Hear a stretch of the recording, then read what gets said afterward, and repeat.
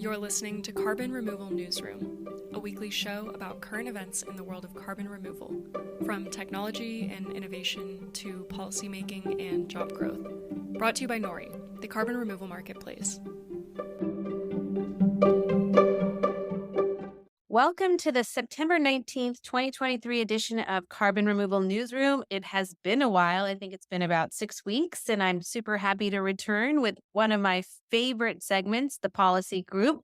So welcome back, Wil Burns, Co-Executive Director of the Institute for Carbon Removal Law and Policy at American University. Hi, Wil. Radhika. Have you survived the heat wave that the Midwest was in? Yeah, we have. We're into glorious fall at this point. Good. I was in St. Louis in August, and I thought I was going to die. Holly Jean Buck, Assistant Professor of Environment and Sustainability at the University at Buffalo. Hello, Holly. Hello.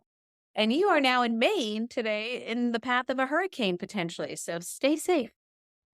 And I am Radhika Mulgafkar, Head of Supply and Methodology at Nori. So, as I'm sure many people who listen to this podcast know, the voluntary carbon market has a total value of over $2 billion, and some predictions show it growing to $10 billion in just a few years. So that's billion with a B.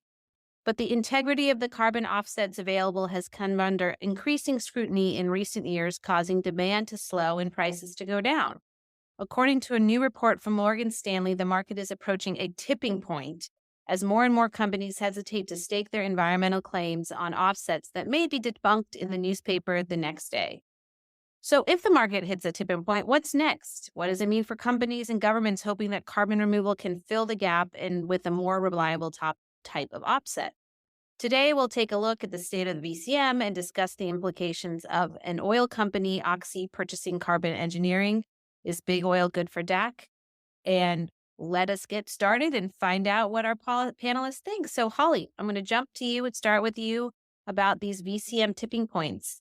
Why has there been more scrutiny of carbon offsets recently, just as a base? So I think this has been building for a while. Demand actually dropped in 2022. A lot of criticism from investors, from the media, this whole mess with crypto in general. So why recently even more criticism? I think a couple of things. There is a paper that came out a few weeks ago in Science from West et al. That was an international research team that looked at a bunch of RED Plus projects. Basically found that most RED projects are less beneficial than is often claimed. So that, that was a kind of a big deal paper in Science that puts some numbers to kind of what people had been feeling. The other thing in the past few weeks, there's been more kind of shady deals. You might have seen, announcements that there's a draft MOU in Liberia with a Dubai-based firm, Blue Carbon, that would, be a pretty sizable forest carbon deal up to, 10% of the size of Liberia that would prevent them from using the land to meet their own international climate targets. So just more headlines from announcements like that I think are increasing the skepticism even beyond what we saw last year, or for some of us in the climate movement the past 2 decades. Yeah, so you've been in the climate movement for 2 decades. Wil, I know you've been part of it for many, many decades as well. And I'm curious, one of the things I have a hard time wrapping my own brain around is it fair to judge these credits today from what we know today versus when they were created from a historical perspective? Like, weren't people doing their best at that time and now we've learned more and maybe they aren't what we expected? But is it fair to judge them so harshly, setting aside like the Liberia deal or, but more of these older projects that get this sort of harsh criticism? I'd love to get your perspectives. I'll start with you, Wil, and then go over to Holly. Yeah, I mean, I think some of the truly older projects, but some of the ones that were looked at in the West piece, for example, that Holly alluded to were more recent and quite frankly, folks should have known better. Same thing with the South Pole fiasco, right? I just think there's some rent seeking and game playing where people are using unrealistic historical baselines and maybe consciously not adjusting to changes in rates of loss that have occurred more recently. And that's kind of what that study showed. And so I would say to some degree, yes, with some of the older projects, but a lot of the newer projects still are distressing sometimes in terms of the methodologies they're using. Holly, anything you want to add to that? Just the way, I do feel for the people who have tried to make this work in various ways in various places around the globe. But it's just illustrative to me of the way bad projects can pull down an entire field. Yeah, it is unfortunate, and it's something I think about a lot. So, Will, if companies are not buying offsets, what are they doing? Are they doing anything? If or just sitting on the sidelines? Yeah. Well, it should be noted you still have some companies that are pretty aggressively in the offset market, Microsoft, Shopify, JP Morgan, Chase. But, notably you have Shell that was going to be the largest purchaser of offsets, including some that would have been CDR offsets to the tune of $100 million, recently announcing that they're scrapping that, at least for now, right? And that's foreboding, right? But at the same time, if you have a 2050 net zero commitment, invariably it is going to require some removals, right? And so folks are going to have to pivot after the initial panic. And I think there's various things that could happen, right? I think, there's various voluntary movements that are seeking to strengthen the integrity of these sort of standards, and an industry may rally around those and embrace those in a way that gives people more confidence in terms of the investor community or the public.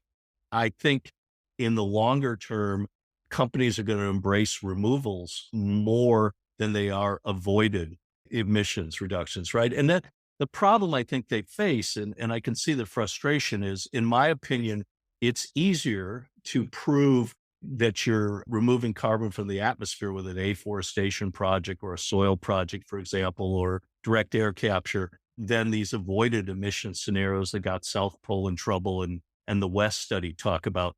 But the question is, does the public or do investors understand that distinction? And if they don't, and the optics are still bad, you're not going to opt for any of that, right? So I think in the longer term, companies are going to try to move toward industrial removals because it's easier to verify. But of course, those are very expensive right now. There's not enough of them. And we face that chicken or egg dilemma that until there's enough demand, we're not going to scale and bring prices down, right? So I'm not quite sure what happens. Yeah, you hit on a huge, huge plethora of concerns and things that I think anyone in the carbon removal industry thinks about. And, it's interesting because I think just today a study was released that said by 2030, demand should outstrip supply. But I haven't read it yet, but I also was kind of curious. How do we even know that? It feels like there's so many issues we have to fix first. What are the assumptions they're making? And, I think to you, Holly, people have been skeptical about carbon trading for a long time. And this kind of plays into what I'm thinking about in terms of supply outstripping demand eventually. Is carbon trading the right approach to what we're doing? Is this the right, or especially if businesses start to move away from it because of the press and the, appropriate concerns about the baseline, or do we need to start over? Like, how do you think about this? I mean, what I'm worried about as a sociologist is a more deep-seated skepticism about being able to do anything in an organized fashion that has all of these different actors. And so I guess the idea was that, the market is going to be the thing that coordinates everybody. And so far that did not work, right? I do think that maybe there's a scenario in which we can build a removal only market, which would be good for the climate. But if the whole perception of all of this is wrecked already by the shenanigans in carbon markets to date, that won't work. And I actually had a question for Will that came up when I was thinking about this. So on one hand, there's this imagination that we have this removal only market that's much more vigorous and maybe works in a different way.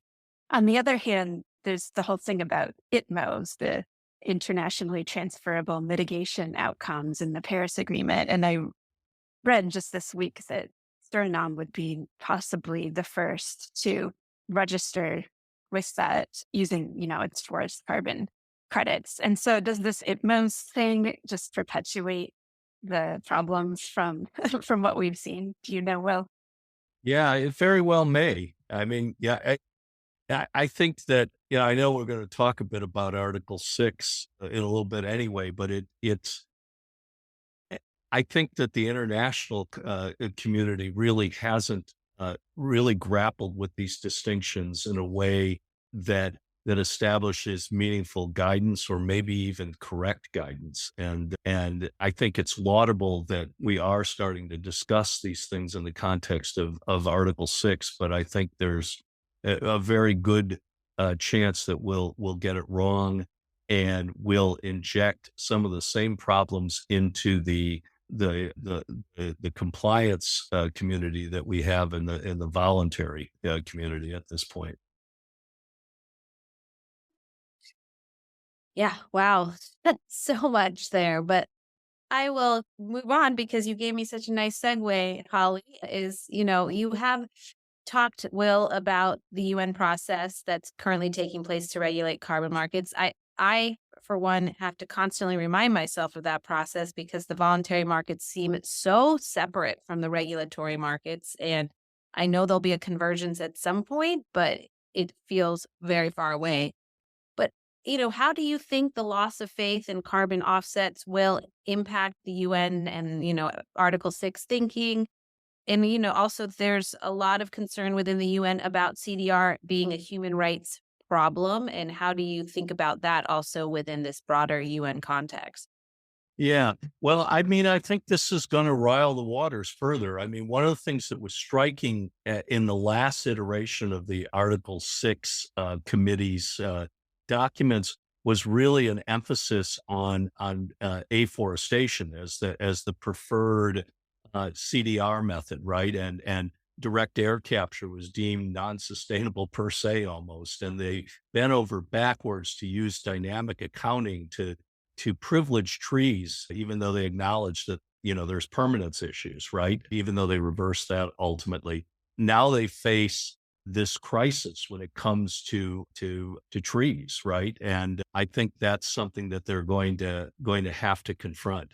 I think the human rights issues are something they're going to have to confront too, because, realistically, if you're looking at large scale afforestation or some of the red projects that we've looked at, there's been serious human rights considerations, right? And yet, that document really focused on the threat of human rights associated with so-called quote industrial CDR, right? But a realistic assessment of the impacts of CDR in terms of human rights is going to have to include these kind of large scale forest projects. And I'm not sure. It seems to me the agenda is tilted in such a fashion that they're going to be able to objectively make those kind of distinctions. But this crisis associated with forest credits may result in some reconsideration of some of their findings, which I think would be helpful. And we've got more actors, people like the Carbon Business Council and the Direct Air Capture Coalition, and others have now mobilized it more robustly. I don't think they really saw some of this coming, or they were in the early stages of formulation. I think they're more stood up now, and hopefully that will help create a more robust and meaningful sort of conversation. Yeah, I find it fascinating. I read an article that said, they're concerned about BECS because you could have the water and land use issues, but you think about afforestation, reforestation, it's the same sort of thing. I mean, Yeah. how they Yeah. reconcile that in their own head, I'm curious. Maybe they don't. I don't know. Okay, so this last question about this topic is for both of you. I'll start with you, Holly, and then I'll let Will have the last word. The carbon removal industry we covered generally purports to offer improved methods of carbon storage compared to traditional offsets. Could they benefit from this as buyers look for better alternatives, the traditional offsets, or will this sort of traditional offset market sink us all? I think we've talked about that a little, but if you have any final thoughts. Again, I'd be looking to Will to explain how much the Paris Agreement and what comes from a Lox Ocean to kind of the old way. I guess my question is, what could removals do to differentiate themselves? And can they tell that story and take those actions in a way that regular people understand? I mean, if I was to come up with creative ideas to that question, I think about two things that are kind of off the wall, but I think we need bold thinking. So I would like to see works for community-based monitoring of projects just to make it more transparent, what's actually going on. I think we have the tech, we have this digital ecosystem that didn't really exist in the same way 20 years ago that we could put towards that. And the second thing, we're certifying projects. Well, why don't we certify buyers as well to make sure that those removals are compensating for things that are actually difficult to abate. Crazy, I know, but let's start thinking. Oh, that's an interesting idea. But, why not? Will, last word. Yeah, I think those are excellent suggestions, especially the last one, right? So, I mean, you've got the SBTI that's trying to mandate that with corporations that sign up to it, right? We probably should have something like the SBTI standards or what the European Union is looking at incorporated into the Paris rulebook rules that will govern Article 6 ultimately. I think that could be important. Removals definitely could be part of the Article 6 framework because it defines mitigation as both reducing emissions and removal by sinks, right? And so that would contemplate all the panoply of approaches that we're talking about. I think the biggest issue again, though, are the optics. If companies and countries don't think they can explain to people that the integrity of removals may be sounder than those of avoided emissions, right? Which is a subtle distinction if you're not in the weeds or forests like a lot of us are, then they may just eschew doing that. They may just say we're not going to be able to do that, and so we're going to try to move on to something else. But again, if we're going to get to net zero, we're going to face the reality that we're going to need to bring some of this in. But I agree that Holly's crazy ideas shouldn't be so crazy when we get to that point. But we'll see what they do. Yeah, they aren't crazy. I love those ideas, Holly. And I mean, to me, it just feels like it's simple as you mandate emission reduction to the lowest point, and then you use carbon removal for hard to abate and residual emissions. These are all fairly well understood and defined terms, and I don't know why we have made it so complicated. Every time I read something, I get more confused, I feel like. But let's move on to something controversial because Oxy bought Carbon Engineering, which some people cheered and some people caused a lot of heartache about. So I'm just curious, Will, if you have thoughts about why Oxy chose to purchase Carbon Engineering now. They've been partnered for 5 years. And, what do you think motivated the purchase? Yeah. So, I mean, one thing to remember is that Oxy has been an equity partner in carbon engineering since 2019, which is sometimes a prelude. You kick the tires and then determine if you want to buy the car, right? And that may have been what Oxy's strategy was from the outset. I think other motivations could be they're planning to build like 100 direct air capture plants, Oxy, right? And they may want a supplier that is singularly focused on their projects, right? And not flitting about. And given the kind of the massive scaling that's going to require, they may have wanted to bring Oxy into the fold of their low fuels ventures to make sure that happens. I think the last reason. Oh, and I think there's a couple others. One is I think they can make a lot of money in terms of technology licensing and royalties. and they'll bring that money in a way that they wouldn't, obviously, if they didn't own carbon engineering. And the last one, which may sound silly, but wait for a moment on this one, is employee recruitment. So Vicky Holub, who's the CEO of Oxy, and doesn't always use her quiet voice when it comes to things associated with this. She was on a podcast last year, and she said the employees love direct air capture, especially our early career employees who now who had questions about whether or not they should be working for an oil company. And one of the suggestions is that it's hard in the fossil fuel industry to get good young people to come and join, and direct air capture provides at least a patina of progressive, policy for a company. And quite frankly, they only cost them 1.1 billion, which is, it's pincushion money in the fossil fuel industry, given its profits. And so I think it was a mix of motivations. A billion-dollar recruitment tool that's merely a pincushion. I mean, how many people say that in one sentence? Holly, so as I alluded to at the beginning of this topic, oil and gas being involved in the carbon removal industry is a healthy debate, to put it nicely. And it also makes headlines in the broader environmental media. So what was your reaction to the news, and what did you notice from a sociological perception about the reception to this news in the broader public? Yeah, I mean, I had a hard time feeling a reaction to it because I was writing back in 2018, like, this is, a big risk to this technology. It's going to be acquired and used by oil companies.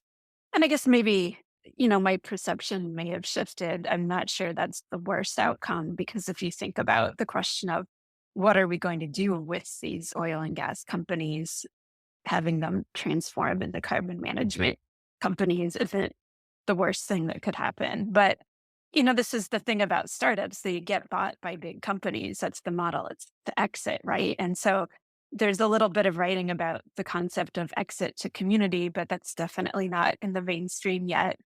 The sad thing about this is that it's just proving to people that it's all an oil industry scheme, if that's already their prior belief.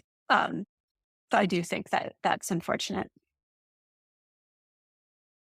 Yeah, I didn't even think about that, Holly. That's a really, really interesting point, that it's just validating beliefs that are already there rather than elevating a new technology.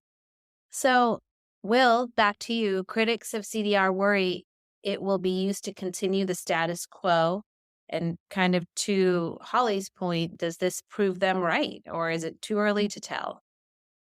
Yeah, one thing I'll echo, and I know I'll get guff for this, is I concur with Holly that it's not necessarily a totally bad thing for all the reasons she talks about, but maybe for a couple others also. First of all, I think we're going to need massive injections of capital to scale these approaches and bring down the cost and learn by doing and so forth. And for better or worse, it is companies the size of Occidental that have that capital, also that have a time horizon in terms of their return on investment that is multi-decadal, as opposed to venture capitalists or foundations and so forth, or governments that can come and go, right? You get a Trump administration or a Haley administration, and a lot of this may be gone, right? But oil companies are here for a long time, right? And so they can inject capital in a way that can make projects happen. They have massive practical expertise in components of this that are going to be critical, including transporting CO2 safely, storing CO2, characterizing it, and so forth, right? So, it may not be the end of the world. Now, on the other hand, right, this threat that it lets the good times continue to roll, right? Our friend Vicky Holub at Oxy, again, not using her quiet voice, at a meeting last year of oil companies, said that direct air capture, quote, is going to be a technology that helps us to preserve our industry, and it gives us a license to continue to operate for 60, 70, or 80 years, right? I'm not so worried about that because I think that would be her hope, right? Of course, as the head of an oil company, I'm not sure that's the reality, right? The bottom line is that given how much more competitive renewables are coming, right? It's hard really to foresee the oil industry lasting that long. It's also hard to believe that you're going to be able to scale any of these things to the point that you're still not going to have massive decarbonization, right? And I think that train is leaving the station, right? So, my only concern, some people have talked about catch and kill strategies, right? What the oil companies did to the electric car industry. I don't think that's where we're at. I think the oil industry and coal and natural gas see the handwriting on the wall that they are moving toward a phase out. And I think they're looking for more revenue opportunities, right? That are commensurate with what the size of their industry are, right? So I'm not sure they're going to kill these things. I think they're going to try to spruce up their images by looking like the folks that are saving the world now and make a lot of money doing it, right? So I'm not so concerned. Also, from a standpoint of political economy, I think if oil companies start making a lot of money by doing this, they're less likely to be opposing climate legislation, and that can make a huge difference because they have been major, if not the most major players in slowing us down and even requiring us to talk about things like putting, sulfur in the sky or massive direct air capture projects, right? So, if they now see a motive to stop doing that, that's good too, right? And I guess the last thing I'd add though is I agree again with what Holly was talking about before about Article 6. We want companies to embrace the science-based targets initiatives. Maybe we need to make those statutory, where companies have to focus on wringing out all possible emissions reductions before they use CDR or in conjunction with it to try to avoid moral hazard, right? But I'm not as concerned, and I do see some benefits of injecting this capital at a critical time. Yeah. I would only add a, a couple things. One, we don't talk about it a lot, but I feel like also an equity issue around electrification, right? It's more expensive. It's more difficult.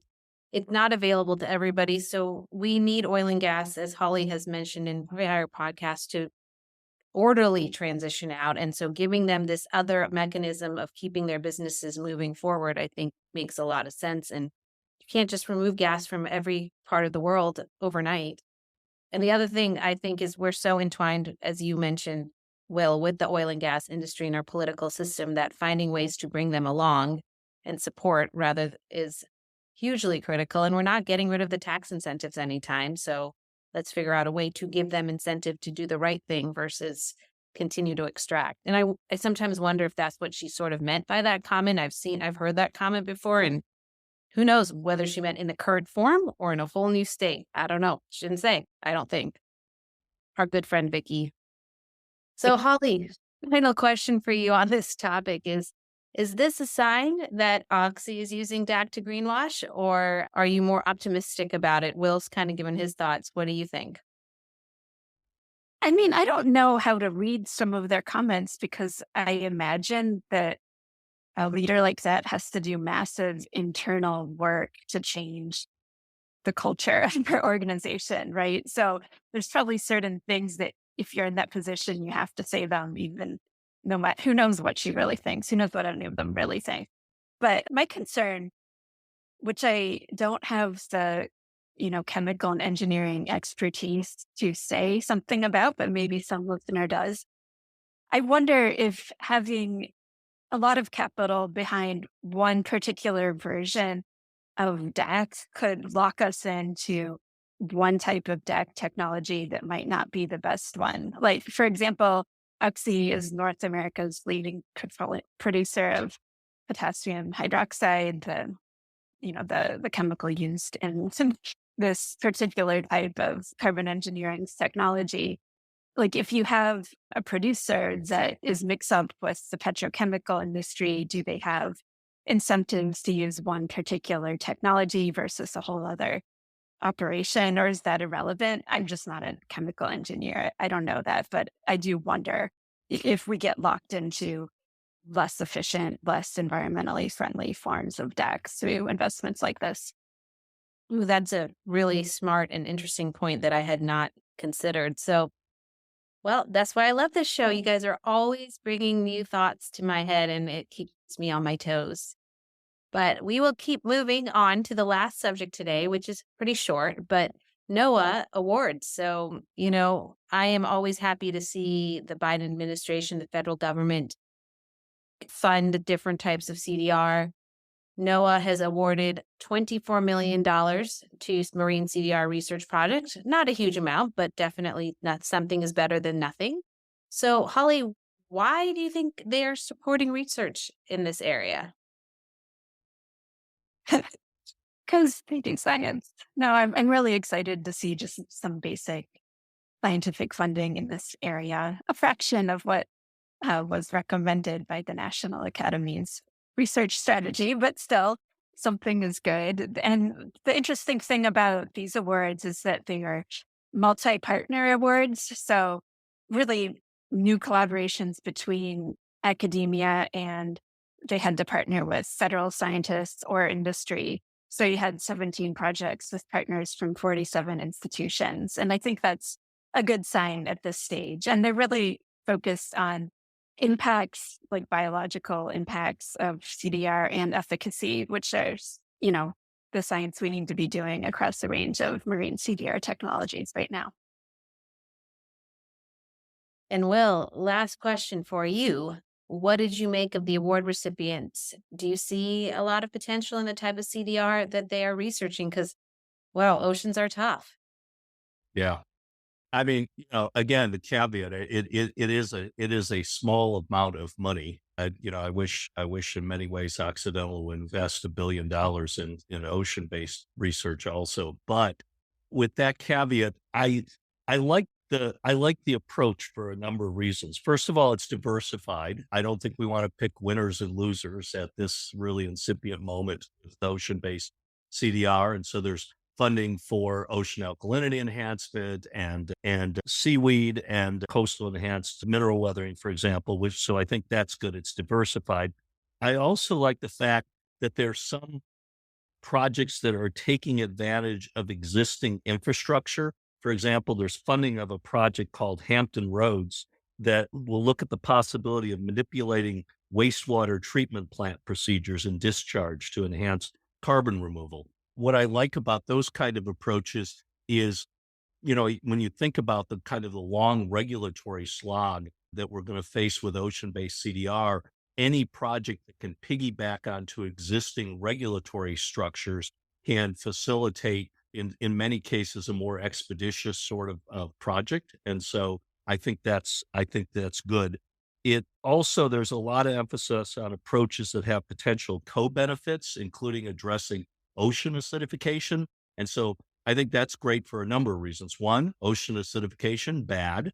Second of all, more likely to have social license to operate in those kind of projects because they're helping some key stakeholders in a region with a problem that they face. Also, it may provide an additional funding stream for some companies, which is something that we always need to be looking at if we're going to remain with a model of smaller companies that are trying to make a return on their investments. So, again, caveat, too small, but I thought well thought out portfolio of projects. Yes, I'm personally excited because the University of Washington got a small funding and we know the people. So that's exciting to me. But, well, Will, Holly, thank you for joining me on the return of Carbon Removal Newsroom. As always, you guys gave me lots to think about. Hopefully you gave our listeners lots to contemplate. And I look forward to seeing you in about a month.